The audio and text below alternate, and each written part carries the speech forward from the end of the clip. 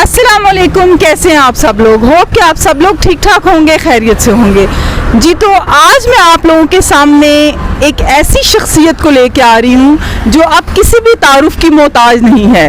तो चलिए मिलते हैं हम जी। अस्सलाम वालेकुम सर। वालेकुम अस्सलाम व रहमतुल्लाह। सर आपका नाम है माशाल्लाह से मोहम्मद उमर कमाल, और आपने तो कमाल ही कर दिया। आपने पाकिस्तान में क्या, पाकिस्तान से बाहर जो हमारे शहरी और हमारे प्यारे भाई रहते हैं, आपने तो मतलब एक दुनिया में तहलका मचा के रख दिया है। और आप बताइए इसके पीछे मतलब ऐसी कौन सी वजह थी और ऐसी कौन सी बात थी कि माशाल्लाह से आपने लम्स और कनाडा की यूनिवर्सिटी से एक हायर एजुकेशन आपने हासिल की, और उसके बाद आप एक बिरयानी के स्टॉल पे और आप बारबेक्यू के स्टॉल पे देखे जा रहे हैं। मतलब इस चीज़ की क्या वजह है, आप बताइएगा प्लीज़। इसकी वजह मोहम्मद सल्लल्लाहु अलैहि वसल्लम है। ये हम पाकिस्तानी हैं बेसिकली, जो पाकिस्तान के मुसलमान हैं ना, हम वजह हैं बेसिकली। हम पेशे को छोटा कर देते हैं, इल्म को बड़ा कर देते हैं। तो मोहम्मद सल्लल्लाहु अलैहि वसल्लम तो मोची भी थे, दर्जी भी थे, चरवाए भी थे। तो हमने इन पेशों को कितनी इज्जत दी है। तो आप भी वही कर रही हैं जो बाकी सब लोग कर रहे हैं कि इल्म को बड़ा कर रहे हैं, पेशे को छोटा कर रहे हैं, जबकि पेशा बड़ा है, इल्म की कोई हैसियत ही नहीं है। तो सर ये मतलब आप क्या, आपने तो वैसे बहुत बड़ा मैसेज दे ही दिया है कि मतलब मैं ये सोचती हूँ कि जो पेरेंट्स हैं जो अफोर्ड बिल्कुल नहीं कर सकते, आजकल के हमारे जो स्कूल्स की फीसेस हैं, यूनिवर्सिटी की, कॉलेजेस की, और हमारे जो पेरेंट्स हैं वो दिन रात कोशिश कर रहे हैं कि हमारे बच्चे जो हैं वो अच्छी से अच्छी डिग्री हासिल करें, तालीम हासिल करें। तो आप क्या तालीम को किस लेवल पे रख रहे हैं कि तालीम हासिल करें सिर्फ इसलिए कि आपने उसके लिए पैसा कमाना है? तालीम के बगैर तो कुछ भी नहीं है। देखें, फिर मैं यहाँ अगेन अपने जो मेरे रोल मॉडल जो हैं हज़रत मोहम्मद मुस्तफ़ा सल्लल्लाहु अलैहि वसल्लम को ही कोट करना चाहूँगा। और वो पाकिस्तानी बड़े ज़ौक़ और शौक़ से वो नबी पाक सल्लल्लाहु अलैहि वसल्लम को कोट करते हैं कि जी वो एक हदीस उनकी बहुत ज़्यादा सुनाते हैं कि जी वो नबी पाक सल्लल्लाहु अलैहि वसल्लम ने फरमाया था कि इल्म हासिल करने के लिए चीन चले जाएँ, तो जाना पड़े तो चले जाओ। क्यों कहा था? क्या नबी पाक सल्लल्लाहु अलैहि वसल्लम को नहीं पता था कि चाइनीज़ जो है काफिर हैं, वहाँ पे इस्लाम नहीं पढ़ाया जाएगा, वहाँ पे दीन के हवाले से कोई बात नहीं होगी, अच्छाई के हवाले से कोई नहीं होगी? क्यों उन्होंने एम्फसाइज किया कि जाएं चाइना जाके पढ़ें? इल्म नहीं होगा तो दीन को समझेंगे कैसे? इल्म नहीं होगा तो कारोबार को समझेंगे कैसे? इल्म नहीं होगा तो नौकरी को कैसे समझेंगे? सो इल्म तो पहले है, चाहे दीन के लिए चाहिए समझने के लिए तो भी इल्म चाहिए पहले।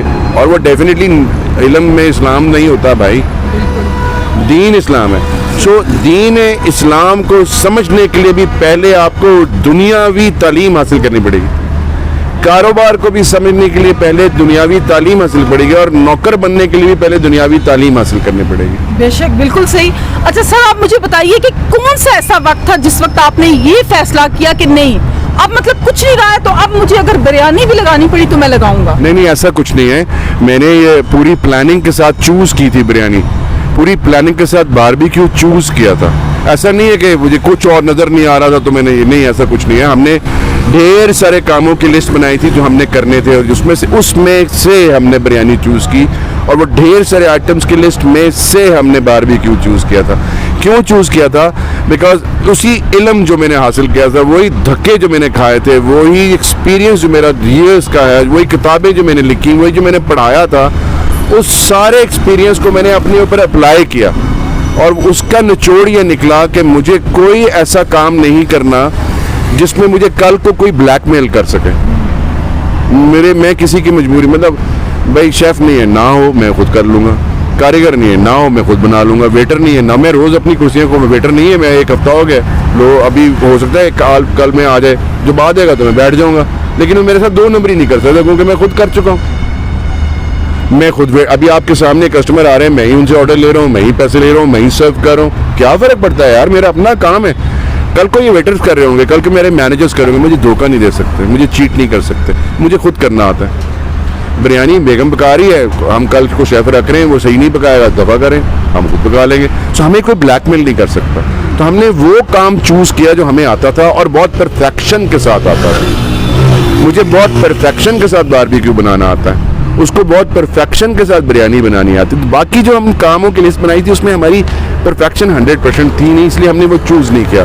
हो सकता है किसी और काम में 100% परफेक्शन होती तो मैं वो कर रहा होता, क्योंकि इस काम के ऊपर डिपेंडेंसी मेरी किसी के ऊपर नहीं है, इसलिए मैंने ये चूज़ किया। जबरदस्त सर, आपने मतलब बहुत सोच समझ के और एक प्लानिंग के तहत आपने ये काम स्टार्ट किया कि वाकई आपको इसमें किसी का मोहताज नहीं होना पड़ा सिवाय अल्लाह ताला के। ऐसे ही। अच्छा सर, मुझे ये बताइएगा, मतलब एक जिस तरह आपकी वाइफ है घर में और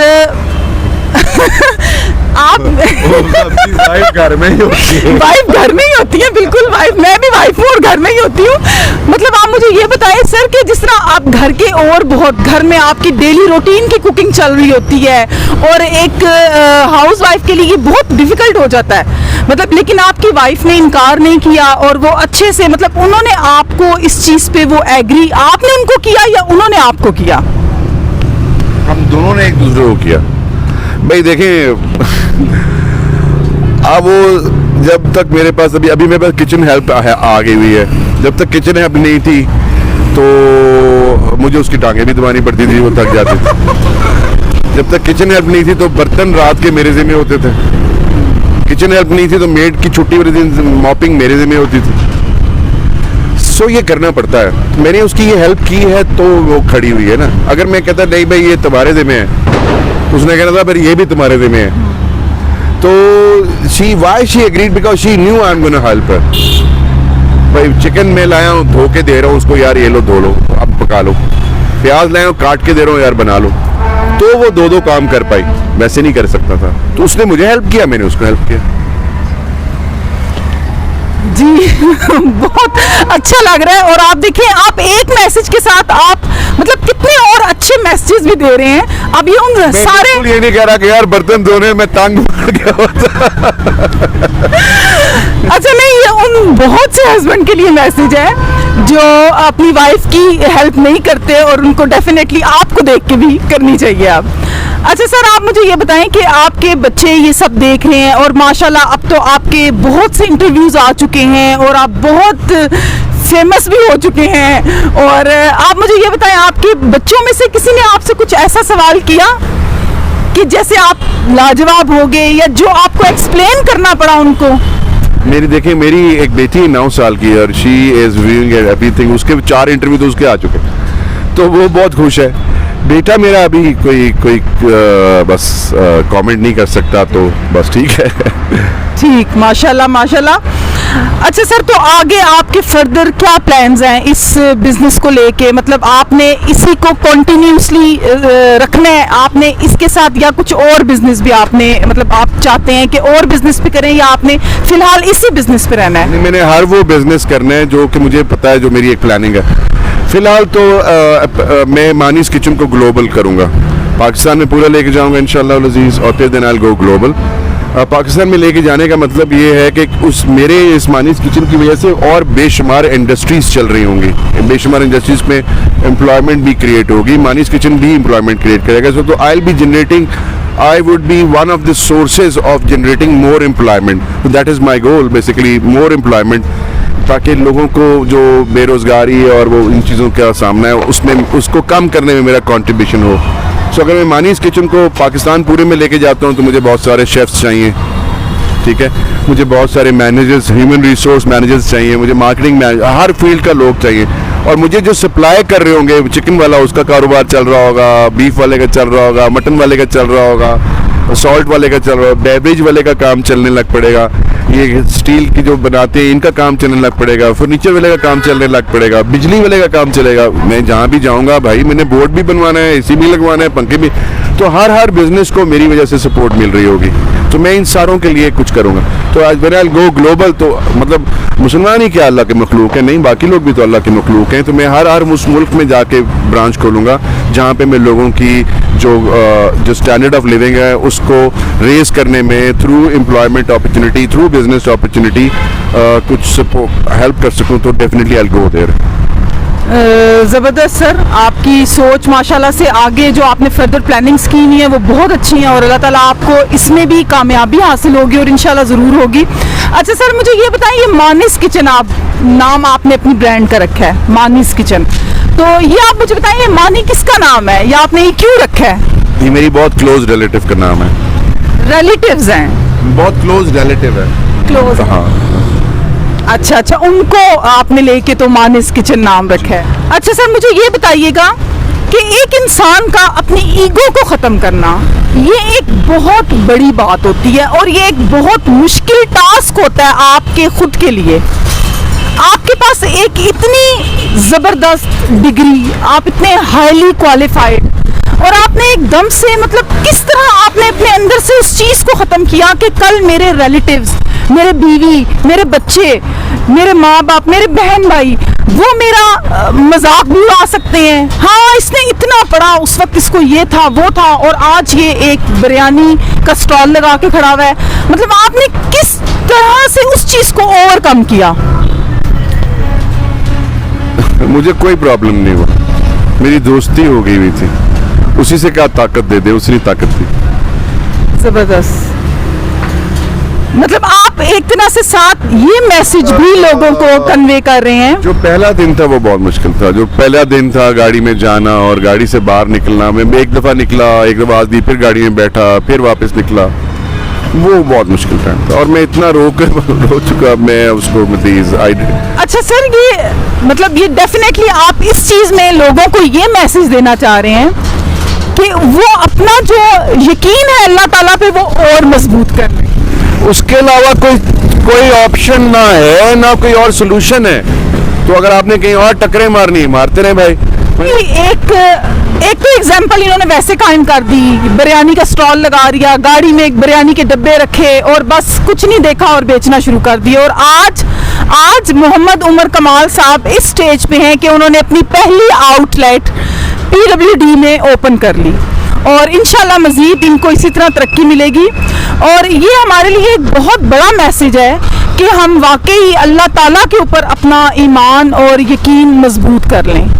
तो ये मेरे सामने इस वक्त ये टेबल पे आप लोगों को नज़र आ रहे होंगे, ये बहुत बड़ा सा बुके है और यहाँ पे एक ये गिफ्ट भी है। इनके माशाल्लाह अब तो बहुत ज़्यादा फैंस हो गए हैं और इनकी इसी तरह एक फ़ैन आई और इनको माशाल्लाह से ये दे के गई और बहुत ही अच्छे इंसान और बहुत ही हम्बल और डाउन टू अर्थ।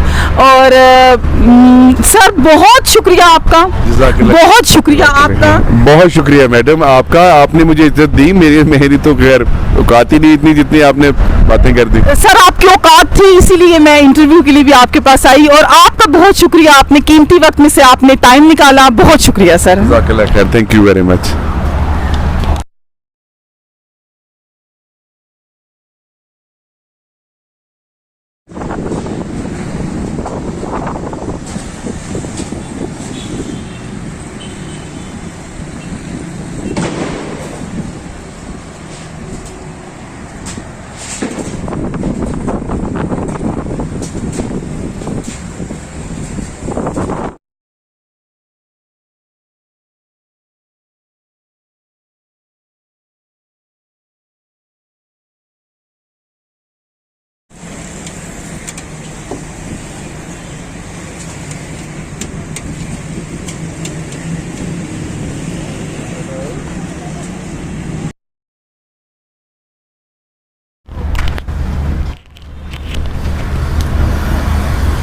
अगर क्लियर नहीं आ रहा तो इसको थोड़ा सा बेशक घुमा दें।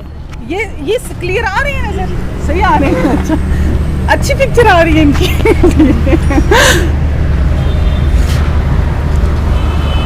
हाँ सही आ रही है, क्लोज आ रहे हैं, ऐसे चेहरे क्लोज आ रहे हैं।